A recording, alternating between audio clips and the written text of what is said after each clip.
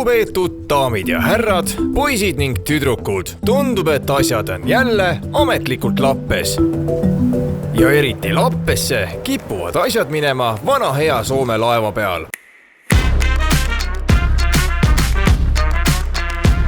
Tere jõudu, head inimesed! Sügis pole käes, aga siin kanalil pole omajagu aega näinud. Mul on hea meel tagasi olla. Me täna oleme teel Soome. Miks ma ütlen me? Mul on hea meel tutvustada kohe siit poolt ühte uut tegelast, keda te olete näinud ka juba Lappes laivis paaril korral kaadridega jauramas. Leho Lehis. Jou, mu väikesed minionid, kuidas kütab? Me ise kütame praegu Soome poole, Finlandia. Kindlasti on Leho nii mõnelegi tuttav ka teleekraanidelt. Tema staažika saatejuhi portfelli kuuluvad sellised hitsaated nagu Kogujad, Saage tuttavaks, 100 erilist eestlast ning erinevad reisisaated, alustades Dubaist ja lõpetades punaste laternatega Hollandis. Punased laternad, oled ise käinud? Ikka, see on ka üks koht, kuhu isa viia ja sõbrad viia, kui külla tulevad. Kõik tahavad näha. Paraku on Eesti elu karm reaalsus see, et ainult teletööga Leho üksi ära ei ela. Asi ei ole selles, et tema palk väike oleks. Kaugeltki mitte. Lihtsalt tema igakuised väljaminekud on nii lappes, et tuleb kõrvalt juurde teenida. Siin on esimene väljalangeja. Leho on valinud toidukulleri ameti. Töö on lihtne, pole vaja teha muud, kui ole lihtsalt õigel ajal õiges kohas. Ma olin nii segaduses selle kliendi juures. Ma ei saa aru, kas see on kortermaja või see on eramaja. Aeg-ajalt muidugi lähevad Lehol need elupõhitõed meelest ära ja siis on jama kui palju. Näiteks nagu ükskord, kui pidime Lehoga Saage tuttavaks saate raames Tanel Padariga hommikuse jalgrattatrenni kaasa tegema. Padar ajas pundi kokku, aga keda polnud, see oli loomulikult staarsaatejuht ise. Hiljem vabandas Leho, et varajane ärkamine pole tema tugevaim külg. Tänast saadet alustame mehega, kes ennast vaos ei hoia. Tanel Padariga ja mina magasin hommikul sisse. Häbiväärne. Aga me oleme siin nüüd lõpuks ometi üles leidnud. Kas see käib alati nõnda viisi? Võidi nalja tegelikult ka. Aga me filmigi, jah? Nii, ühesõnaga. Ei, nii, ühesõnaga. Lõpeta ära nüüd. Okei. Vähemalt täna hommikul on minu uue kolleegi äratuskell teinud head tööd ning kell 7 hommikul oleme jõudnud Viking Line'i pardale. Täna siis võtame suuna Soome poole, kus meil on ees üks telesaate võte, tegelikult õigemini 2-3 päeva, mis tähendab seda, et me näitame teile telgitaguseid ja saate lähemalt selle mehega tuttavaks. Leho, mis sa enda kohta öelda oskad? Ma oskan seda öelda, et telkimine mulle tegelikult väga ei meeldi, aga telgitaguseid ma näitan teile hea meelega. Mees nalja oskab, nii et siit me läheme. Soome, perkele Soome, ma tahan sinna saada.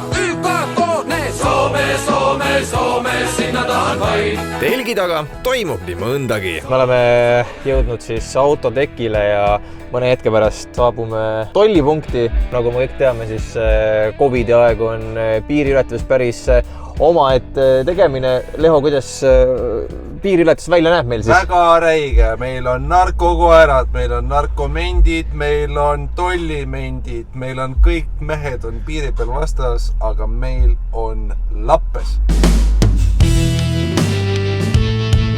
Huvitava faktina võib välja tuua, et 2021. aasta esimeses pooles ehk ajal, mil Soome ja Eesti vahel tööränne praktiliselt lukku keerati, oli siiski kavalaid Kalevipoegi, kes eestlasliku kavalusega oskasid kahe riigi vahel osavalt pendeldada.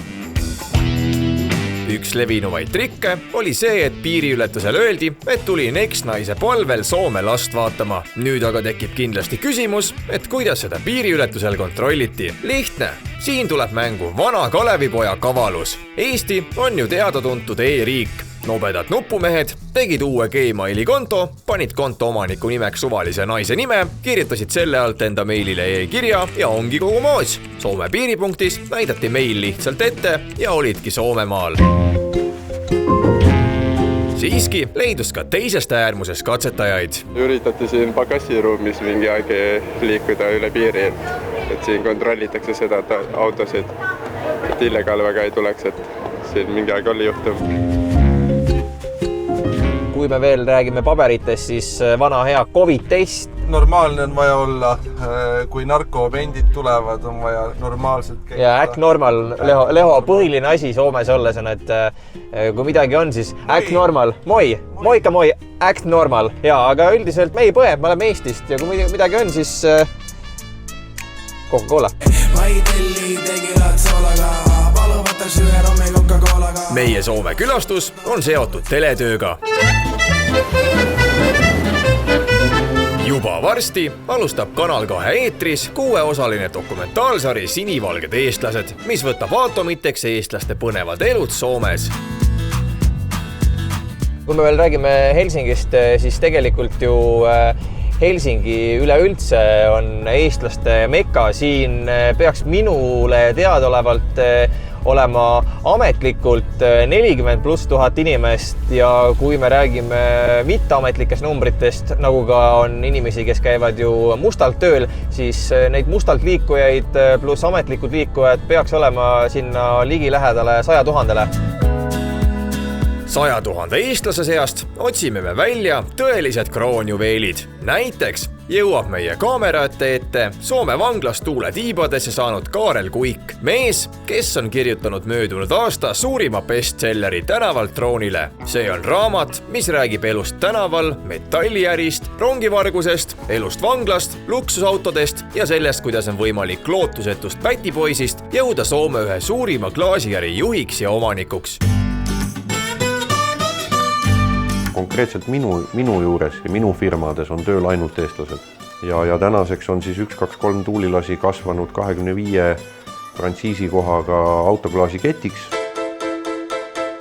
Ja äri tehes on minul pinna otsimisel 3 reeglit. Esimene reegel on asukoht, teine reegel on asukoht ja 3. reegel on asukoht. Kui need asjad on täidetud, siis sa oled heas kohas ja äri saab minna iseenesest käima.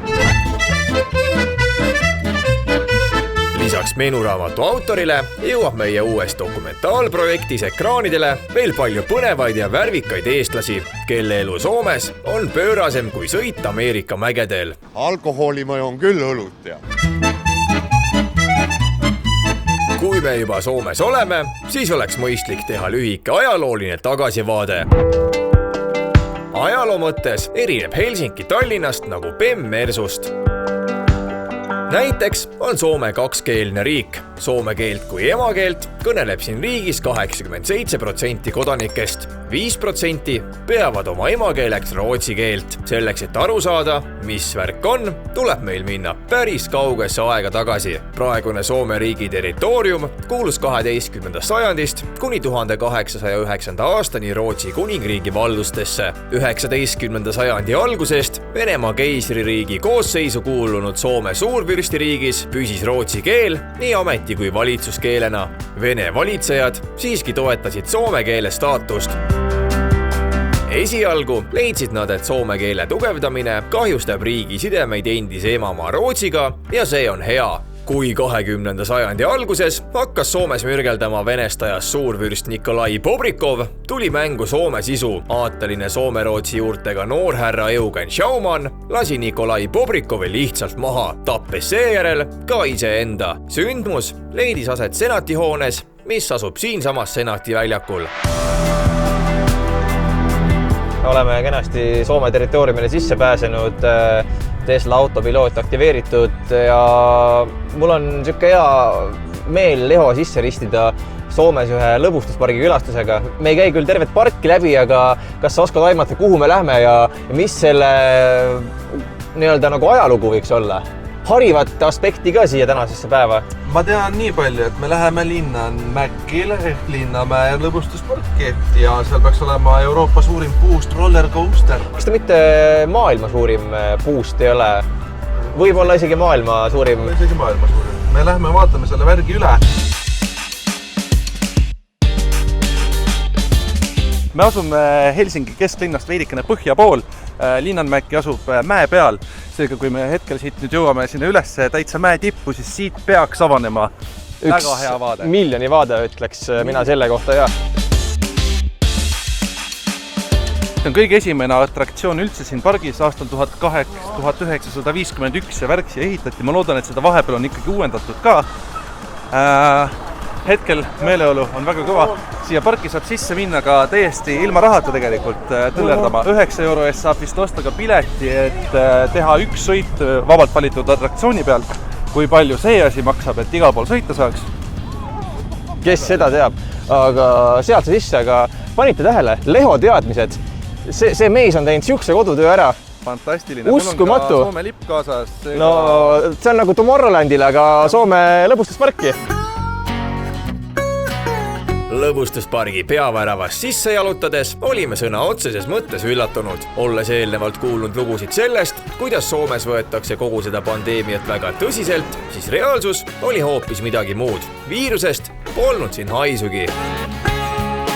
Maske, mis siin enam ei näe, kuigi on kahesuunaline liiklus, ühelt poolt sisse, teiselt poolt lähed välja ja no järjekorrad siia atraktsioonidel on päris ulmelised. No kui me sealt nüüd ukse juurest saime sisse piiluda, et mis siin üldse nagu toimub, siis see atraktsioon, kus nii-öelda vertikaalselt tõused ikkagi taeva poole, siis siia on rahvast kõige rohkem, mulle ikkagi tundub.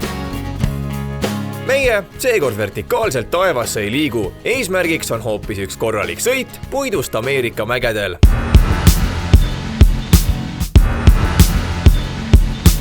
Kaks minutit, 15 sekundit kestab sõit, 960 meetrit.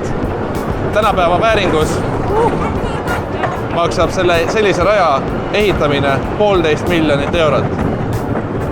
Ja see tüüp, kes meil seal teise taga on, ta istub päevad läbi, ta istubki selle masina peal ja juhib seda. Ja tema, nagu ma aru saan, on seal masina peal püsti. Ja laskume. Osa!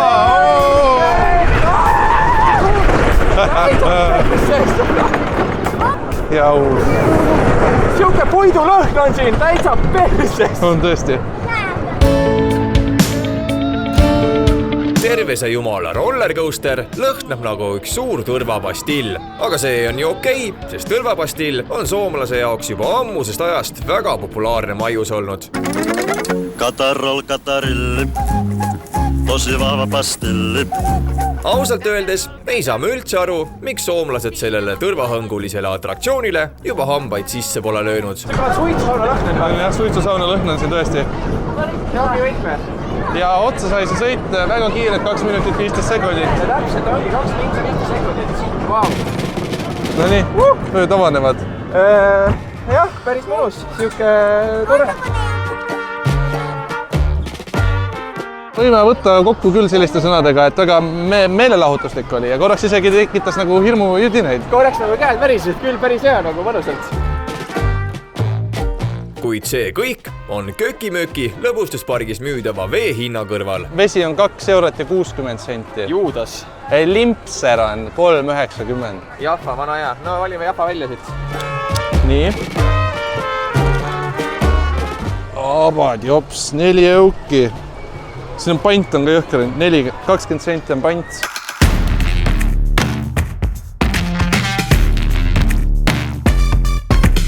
Leho, kuidas sinul Soome eestlastega kokkupuude on olnud? Minu kokkupuuted sinivalgete eestlastega ehk siis eestlastega siinpool lahte on olnud senimaani väga-väga positiivsed, sellepärast et me oleme kohtunud väga toredate ja kauniste tütarlastega, me oleme saanud sõita limusiiniga ja ma olen käinud söönud ka metsa.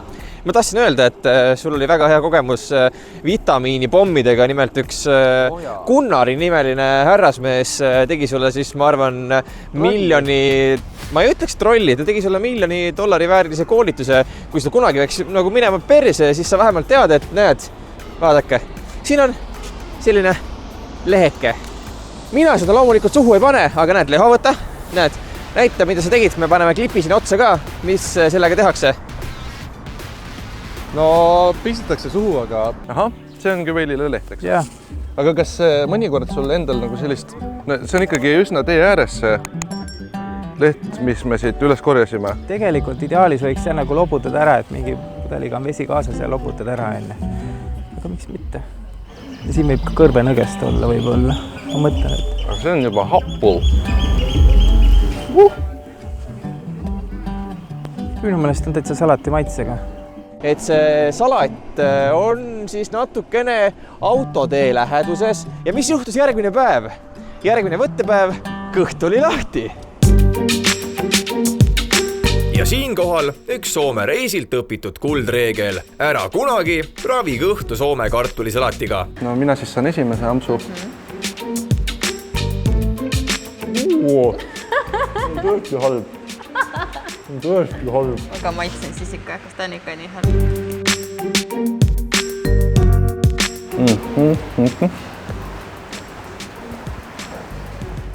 Nii vastik on või?